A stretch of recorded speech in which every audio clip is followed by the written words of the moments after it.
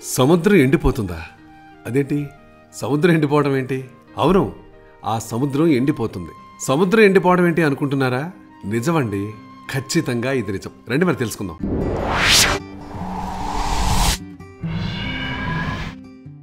వాస్తవానికి ఇది పశ్చిమాసియాలో ఉన్న 2 సముద్రాల కథ.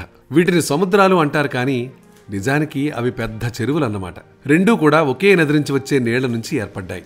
గోలన్ హైట్స్ నుంచి పుట్టిన జోర్డాన్ నది హెర్మన్ కనుమల నుంచి, లెబనాన్లోని సెడర్ చెట్ల నుంచి రకరకాల ఔషధీ తత్వాలను తీసుకొని స్వచ్ఛంగా ప్రవహిస్తూ ఉత్తరం దిశగా వెళ్లి ఒక సముద్రంగా ఏర్పడుతుంది. దక్షిణ దిశగా వెళ్లి ఇంకో సముద్రంగా ఏర్పడుతుంది. ఉత్తరాన ఉన్న సముద్రం పేరు గలిలీ సముద్రం. అది 166 కిలోమీటర్ల వ్యాసం, 21 కిలోమీటర్ల పొడవు, 13 కిలోమీటర్ల వెడల్పున్న సముద్రం. ఇక దక్షిణాన ఉన్న సముద్రం పేరు డెడ్ సీ, అంటే తెలుగులో దీన్ని మృతసాగరం అంటాం. అది 50 కిలోమీటర్ల పొడవు, 15 కిలోమీటర్ల వెడల్పు ఉంటుంది. 605 కిలోమీటర్ల వైశాల్యం కూడా ఉంది. ఒకే నీటి నుంచి పుట్టిన ఈ 2 సముద్రాల స్వభావ స్వరూపాల్లో ఆకాశానికి పాతాళానికి ఉన్నంత తేడా ఉంటుంది. గలిలీ సముద్రం జీవ జంతువులతో కళకళలాడుతూ ఉంటుంది. తీర ప్రాంతం అంతా కూడా చెట్టు చేమలతో అలరారుతుంటుంది.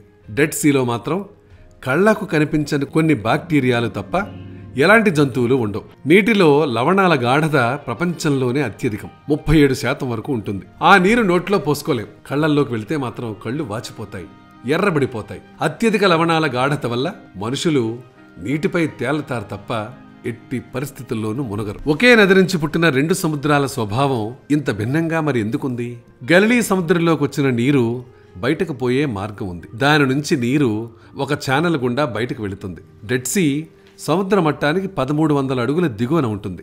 అక్కడి నుంచి నీరు బయటకు వెళ్లే మార్గం లేదు.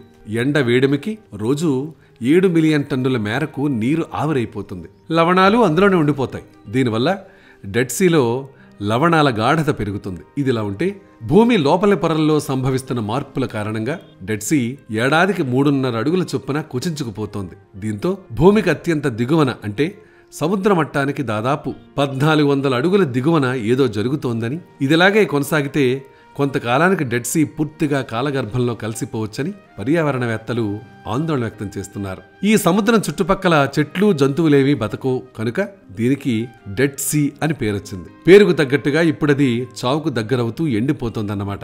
ఈ 2 సముద్రాలు మనకి ఏదో పాఠం చెబుతున్నట్టు అనిపించడం లేదు. ఒకటి వచ్చింది పంచుకుంటుంది, ఇంకొకటి వచ్చింది ఉంచుకుంటుంది. పంచుకునేది కళకళలాడుతుంది, ఉంచుకునేది కుళ్ళి కృషించి మృతమైపోతుంది. బతకటానికి చావడానికి మధ్య ఉన్న తేడా ఇవ్వగలగడమే. ఇచ్చుటలో ఉన్న హాయి వేరెచ్చటను లేనేలేదు అన్నదే ఈ సందేశం కదూ. ఎంత ఆసక్తికరంగా ఉంది చూసారా సముద్రం ఎండిపోవడం అంటే. ఇలాంటి ఆశ్చర్యకరమైనటువంటివి, అద్భుతమైనటువంటి అంశాలు మా దగ్గర చాలా ఉన్నాయి. ఇవన్నీ కూడా మీరు తెలుసుకోవాలి, చూడాలి అనుకుంటే జస్ట్ మీరు చేయాల్సిందల్లా మా ఛానల్ని సబ్స్క్రైబ్ చేసుకోవడం, దాంతోపాటు మీ సలహాలు సూచనలు కూడా పంపిస్తారు కదూ.